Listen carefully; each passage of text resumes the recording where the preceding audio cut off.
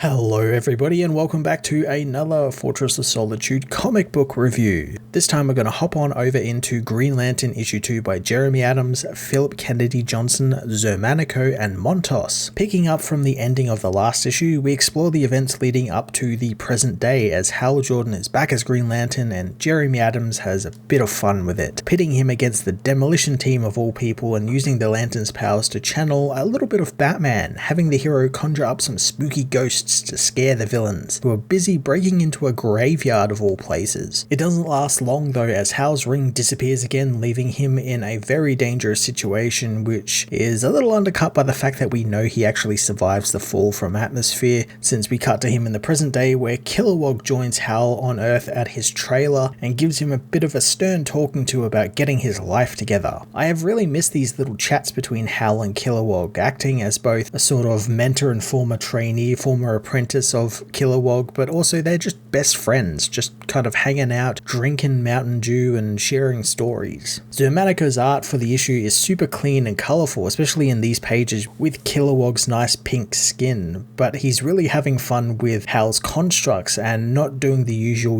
punching glove or sword or Gatling gun or stuff like that we've seen a dozen times over, and instead we get some brilliant ghost constructs that look fittingly creepy and kind of fit with the whole night terrors thing that's coming up. I'm hoping Adams provides more of this sort of stuff with Kilowog and Hal in the long run, since it's been a long while since Hal has just had a moment to kind of chill out with his friends and take life in. Speaking of life, Hal's new job begins at Ferris Air, and it's revealed that he's Carol's new personal pilot, something she is not happy about and didn't know about, since this is where Hal's natural charm and his charisma come in, as we find out that in the first 24 hours of him working there, he rose through the ranks from mailroom to personal pilot, kind of confirming that Hal Jordan never stops that grind. This leads Hal to meet Nathan, Carol's fiance, and of course, he takes it about as well as a hotshot pilot would. All of this stuff feels straight out of like a romantic comedy, and it feels like these characters fit that bill so well. I love that Hal is actually making Nathan like him, knowing full well that Carol absolutely hates that, and just when Hal is about to get a moment to talk things out with her, the plane is attacked by spooky spirits, since now the book heads into night terrors, which honestly kinda sucks. We are only 2 issues in and already the book is taking a break for a big new DC event, and it's taking a break until September. The book is going to continue, but this story is probably going to get saddled to the back seat just so night terrors can take over and Hal has to fight some demon or something, and it kind of takes the steam out of everything these 2 issues built out. And I know Adams isn't to blame, he's just